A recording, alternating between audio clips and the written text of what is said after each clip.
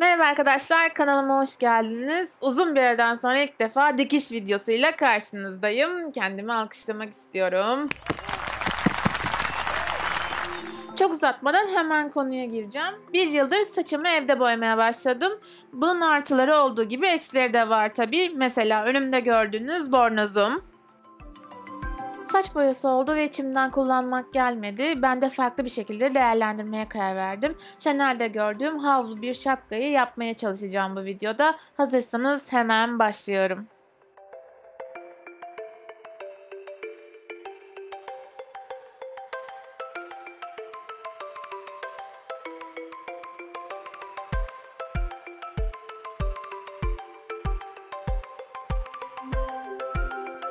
Şapkanın kalıbını aşağıya açıklamaya ekleyeceğim. 56 santim bir kafa çevresine göre hazırladım kalıbı. Kalıptan 3 adet yazdırarak başlıyorum. Şapkamız 3 bölümden oluşuyor. Bu yüzden 3 farklı parça kesmiş oldum. Kat yerlerine dikkat edelim. Kumaşa dikiş payı verirken kat yerlerine dikiş payı eklemiyoruz çünkü. Kalıbımın bornozun müsait olan bir yerine yerleştiriyorum. Kalıpta kaç adet yazıyorsa onun 2 katı kadar parça kestim. Normalde iç astarını farklı bir kumaş kullanılabilir ama ben onu da havlu yaptım. Yani siz farklı bir kumaş kullanmak isterseniz kalıpta yazan adet kadar bir astar için bir de havlu için kullanabilirsiniz.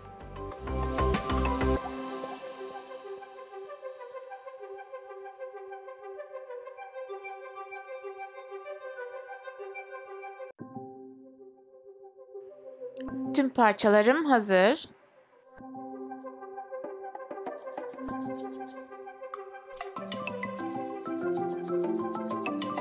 Yan parça için kestiğim kumaşımın orta yerini belirleyerek başlıyorum.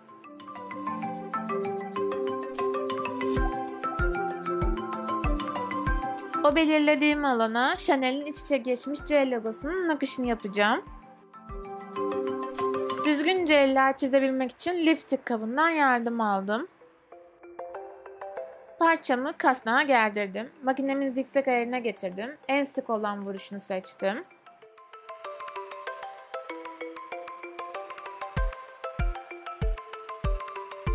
Bu arada ben 2 defa üst üste nakış yaptım. Daha güzel gözüktü. Size de önerim.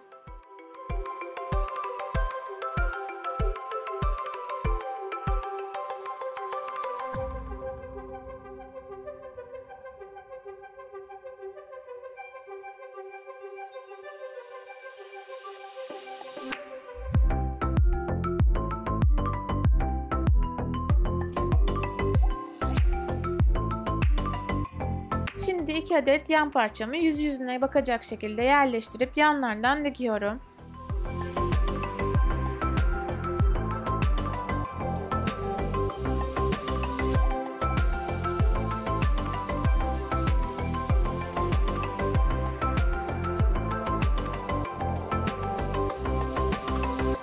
Sırasıyla yan parça ile tepe yuvarlağını, ardından da dış halkayı birleştiriyorum ve dikiyorum. Bu işlemi iç kısmında da uyguluyorum.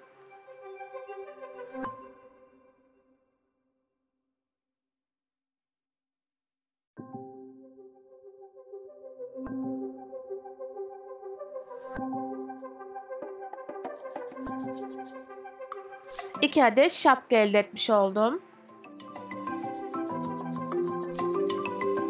Bu 2 adet parçayı da yüzüne bakacak şekilde iğneliyorum ve dikiyorum.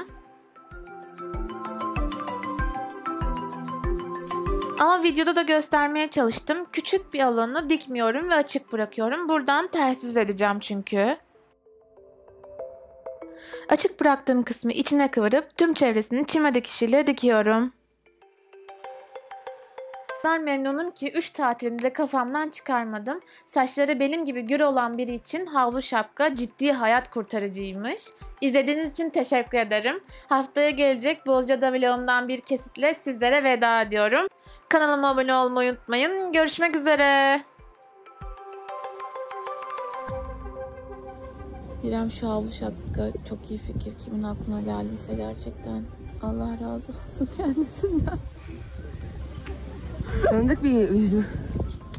Ben değilim ya. Ben Chanel'de de havluydu. O yüzden havlu yaptım. Ama dediğin gibi evet. İşe yarayabilecek bir şey. Evet, çok güzel. Ama bak. Yastık gibi bir de. Bakın altında sadece şey var. Kumaşı nereden buldun sen? Bornoz.